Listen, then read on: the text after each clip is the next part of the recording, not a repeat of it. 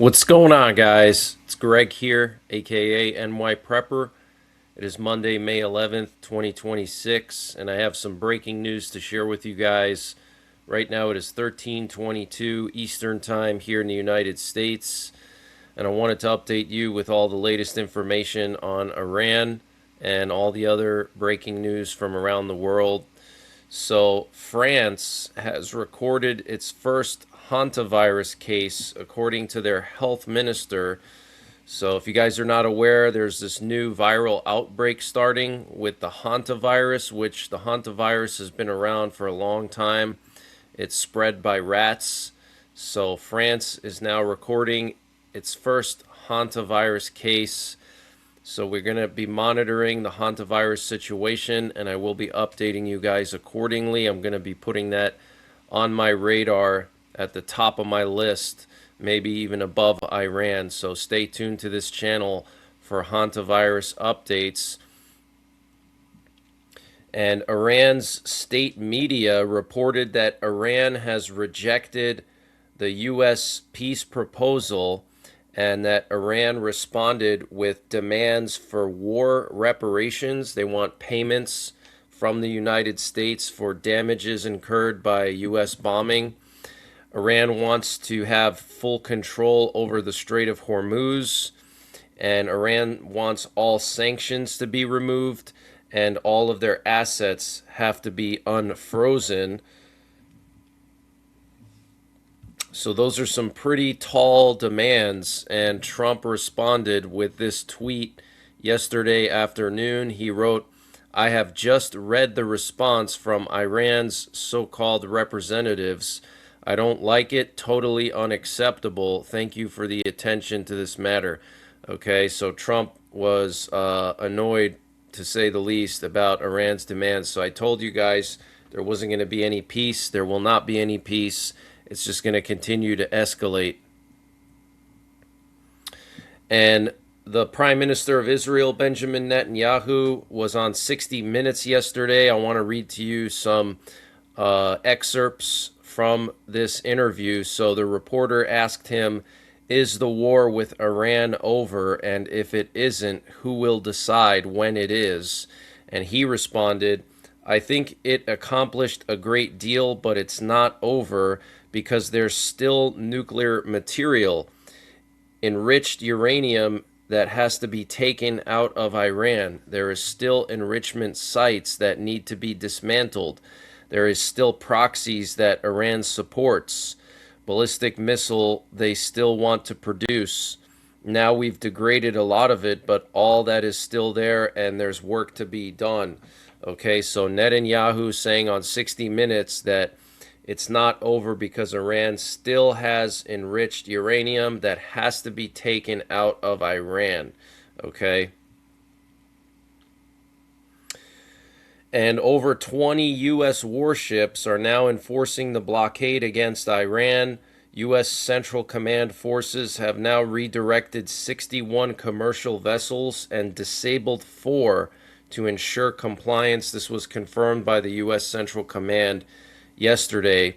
And an Ohio-class missile submarine was observed transiting through the Strait of Gibraltar en route to the Mediterranean. So that is a big sign that something is about to go down. Okay, if you're not aware of what an Ohio-class sub is, the U.S. has 18 Ohio-class subs.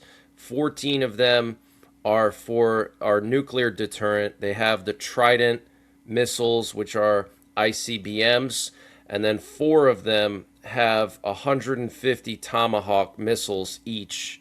Okay, so potentially the one that went through the Strait of Gibraltar has the Tomahawk missiles, and it's going towards the Mediterranean, fully loaded with Tomahawk missiles, probably to strike targets in Iran. Now, for those of you guys who are not aware, Tomahawk missiles can be armed with nuclear warheads. Specifically, the W-80 nuclear warhead can be put on Tomahawk missiles. Okay, so we're going to have to wait and see what happens, but it's very suspicious that suddenly an Ohio-class sub fully loaded with 150 Tomahawks going through the Strait of Gibraltar to the Mediterranean. And those Tomahawks are nuclear capable, so they could use those Tomahawks to take out those underground facilities, because there's so many of those underground facilities in Iran. And if you have them armed with small nuclear warheads, the Tomahawk missiles, you'll be able to take out all those facilities. And the French aircraft carrier, the Charles de Gaulle, was spotted in the Red Sea on May 8th after crossing the Suez Canal. So here's a picture of the French aircraft carrier, that massive ship in the back, and looks like a destroyer of some kind, escorting it, okay, through the Suez Canal. And the Charles de Gaulle is making its way towards the Middle East region as part of the French-UK effort to restore maritime transit through the Strait of Hormuz. Okay, so the French and the British are sending aircraft carriers and warships to the Strait of Hormuz in addition to the U.S. So to me, this seems like preparations for a massive multinational attack on Iran. And that could be why Trump has been postponing any strikes, because he wants the French to be in position first, and he wants the British to be in position as well. So it could be like a large allied attack on Iran, sort of like what we did in the Gulf War and the second Iraq War. And Trump stated that he is considering renewing Project Freedom. Project Freedom is the effort to escort ships through the Strait of Hormuz, noting that this time U.S. naval escorts in the Strait of Hormuz would serve as only one component of a broader military operation. So that's pretty interesting.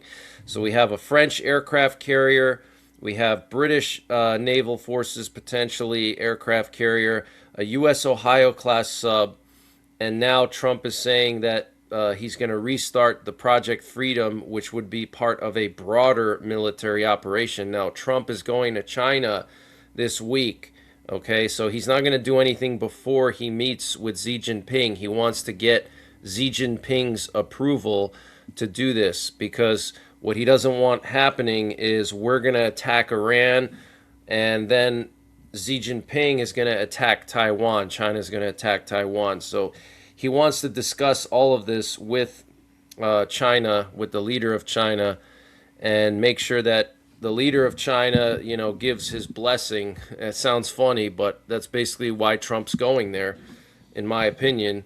Okay, he wants Xi Jinping's blessing to attack Iran. Okay. And the Israeli Prime Minister Benjamin Netanyahu confirmed that China gave a certain amount of support and components of missiles to Iran. Very interesting.